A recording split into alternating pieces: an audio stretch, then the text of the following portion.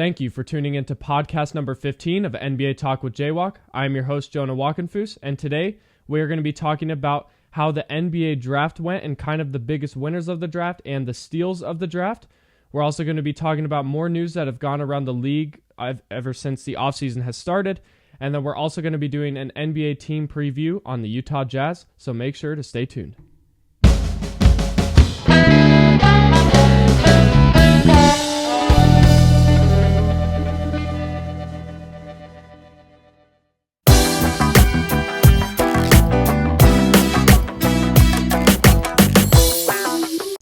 All right, so if you don't know, the 2024 NBA Draft has just finished today, which I'm speaking on June 27th of 2024.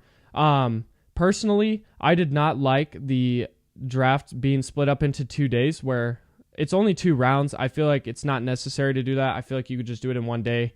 Just speed up maybe the clock for the teams to choose their players in round number 2. But let me know what you guys think. I was just wanted to kind of get my thoughts out there.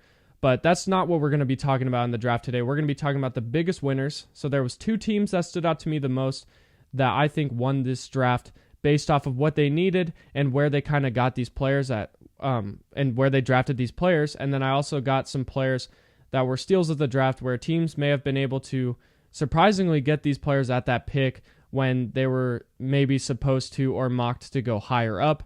But first, we're going to talk about the 2 teams that I think won this draft.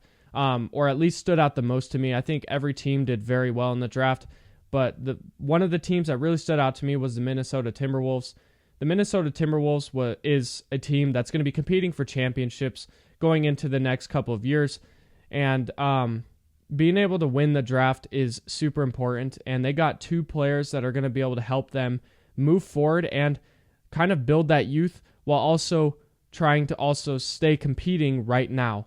So they drafted Rob Dillingham at pick number 8. This ended up being a trade. They traded with the San Antonio Spurs. Rob Dillingham, a smaller kind of guard, but he has great ball handling, one of the better shooters in this draft, and just overall, just a great offensive threat. Defensively, he's had some struggles in the past, but there is some optimism that he could end up being a solid defender. He just needs to work on it and get kind of a bigger NBA build, which he will get over time as he gets through that NBA program and just that food and weight program that he will be put in with Minnesota. And then they also drafted Terrence Shannon Jr. at pick number 27. It was kind of the later in the first round.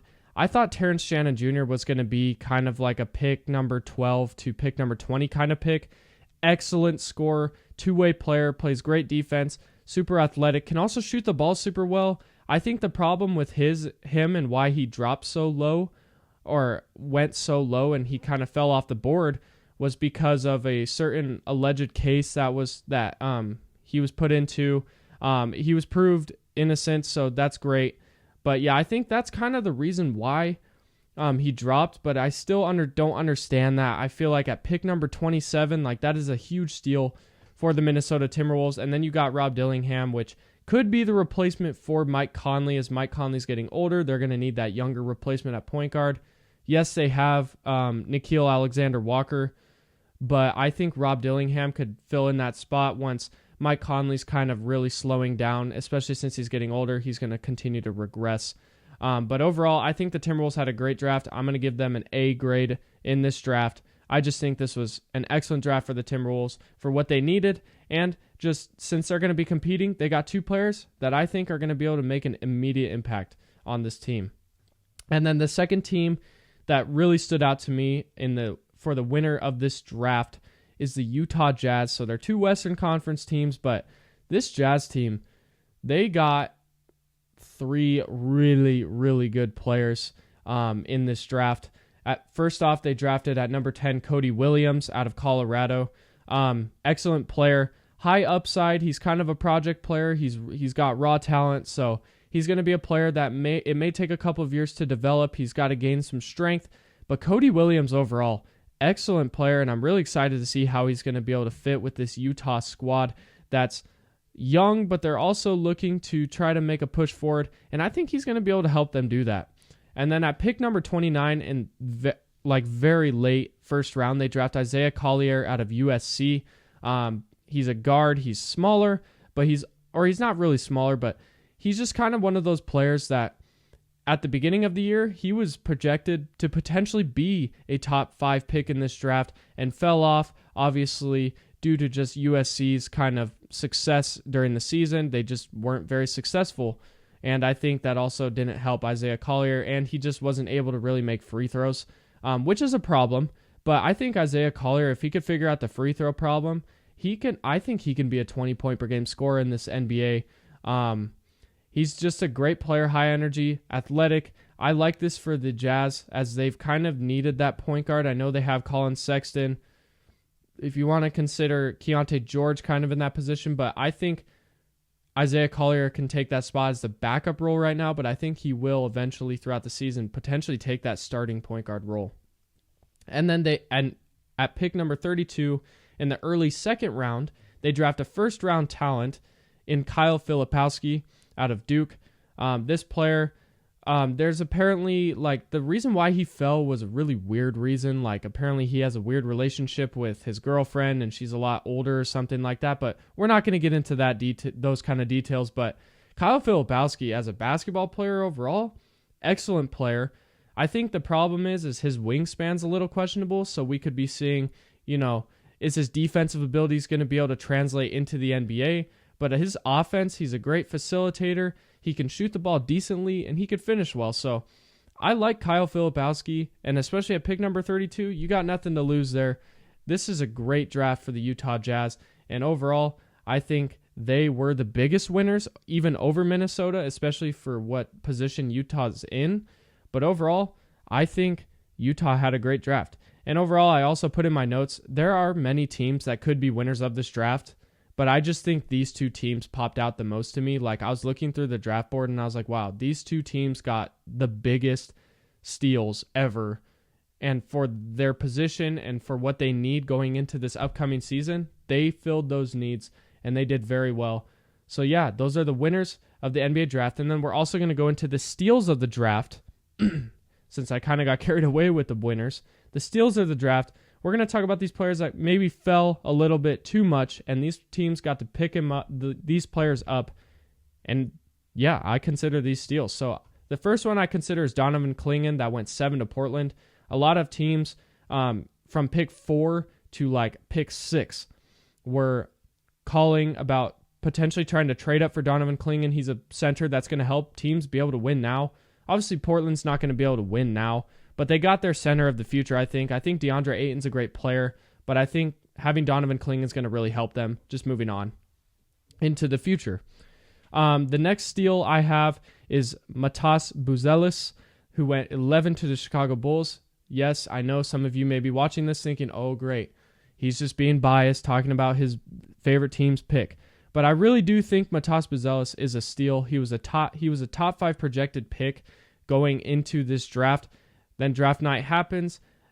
There's always players bound to drop. Matas Buzelis just happened to be one. There's another player that we will name in a little bit that also dropped. But Matas Buzelis, I think the reason why he dropped was just his inability to shoot during the G League. But I also think it's because he put on that muscle. And then once he started to figure out his shot again, he started to shoot better later on throughout the season. So I think Matas Buzelis is going to be a great two-way player in this league. Next up, we have the player that also fell pretty high, or pretty low, I guess, Dalton Knecht, and he went number 17 to the Lakers. It pains me to say this, that the Lakers got a really good player, but the Lakers got a really good player in Dalton Knecht from Tennessee. Excellent scorer, probably the best pure scorer in this draft, in my opinion, just shooting-wise. He was one of the most fun players to watch, and I think he's going to be able to help players like LeBron and Anthony Davis just kind of take some relief off of them scoring-wise, and he's going to be able to make an immediate impact for this team. He was the oldest player, I believe, in this draft, but that doesn't mean anything, in my opinion. He's just a great pick. And then I mentioned earlier, Kyle Filipowski was another steal, number 32 the Jazz. I already kind of explained that, so I'm not going to explain any further, but dropping a 32, that's a steal. And then I do have one honorable mention. It's Tyler Kolek, who went to Marquette.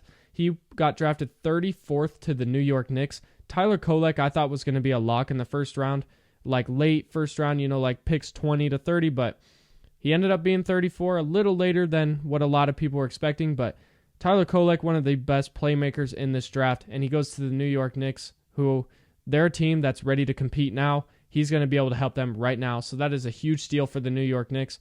So those are the biggest winners of the NBA draft in my opinion, and then the biggest steals of the draft in my opinion. So let me know what you guys think. Who was the biggest winner of the draft in your opinion, and who was the best steal of this draft? Let me know down below.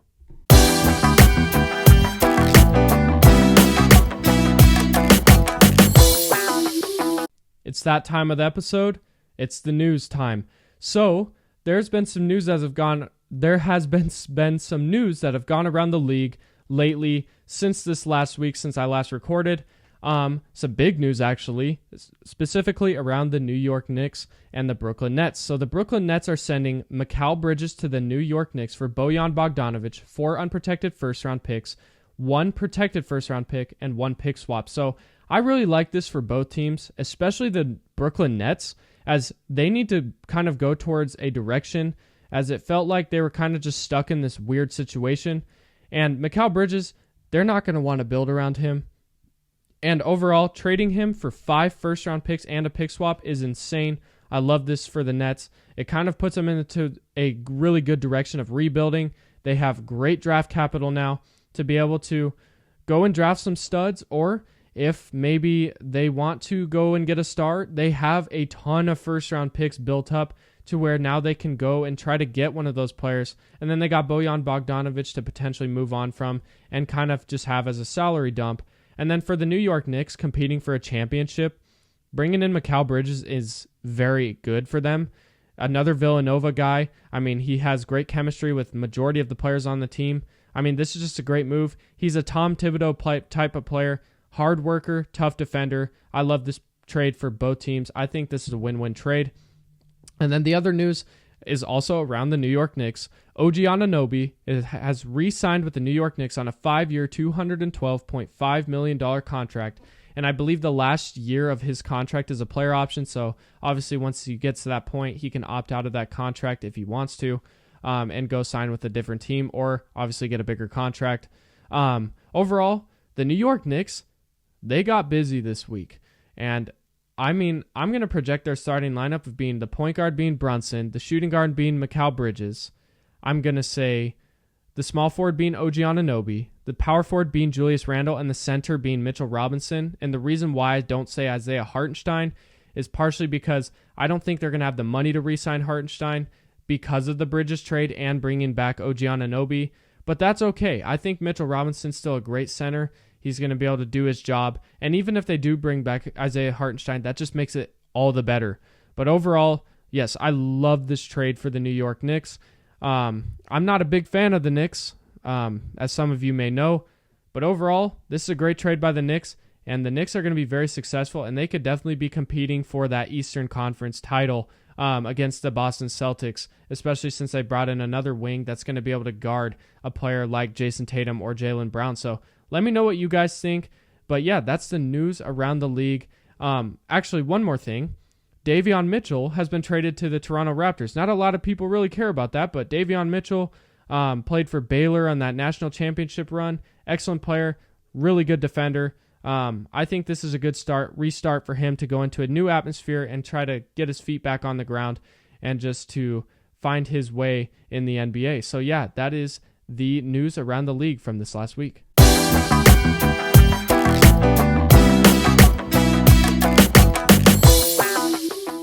And we are off to another NBA team preview.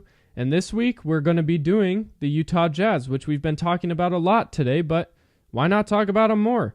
By the way, Jordan didn't push off, just to make all you Jazz fans mad. But overall, the Jazz finished the season 12th in the Western Conference with a record of 31-51. They drafted Cody Williams, Isaiah Collier, and Kyle Filipowski. We kind of talked about that in the earlier part of this episode. And then kind of their key players are Lauri Markkanen, Walker Kessler, who actually has been put in a potential trade talks as Utah is willing to potentially trade him for obviously the right offer. Another player, Colin Sexton, Jordan Clarkson, Keontae George, and then an honorable mention, John Collins. John Collins is just kind of one of those players where he's a good power forward, but I think we've kind of seen what he can do, and he's just kind of one of those power forwards that's just going to be middle of the pack. This Jazz team, based off of their draft, I really like what they're going, kind of how they're moving into the future. I don't know, like there's been talks about trading Markkanen. I still think they need to keep him.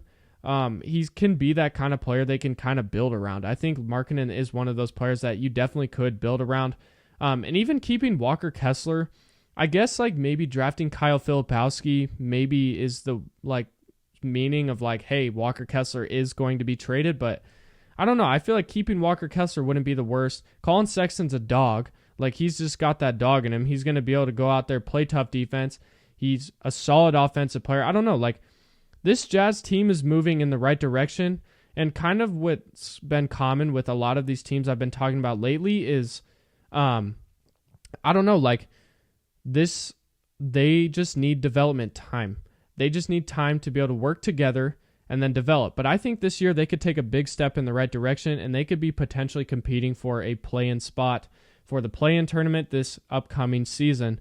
Let me know what you guys think. Do you think the Jazz could be a play-in team? Do you think they're going to miss the playoffs and probably end up being a lottery team? Or could they be a top 6 seed in the Western Conference and surprise a lot of people, kind of like some teams have done lately, like, the Dallas Mavericks, who made the NBA Finals. So I'm not saying the Jazz are going to make the finals, which I don't think they will at all.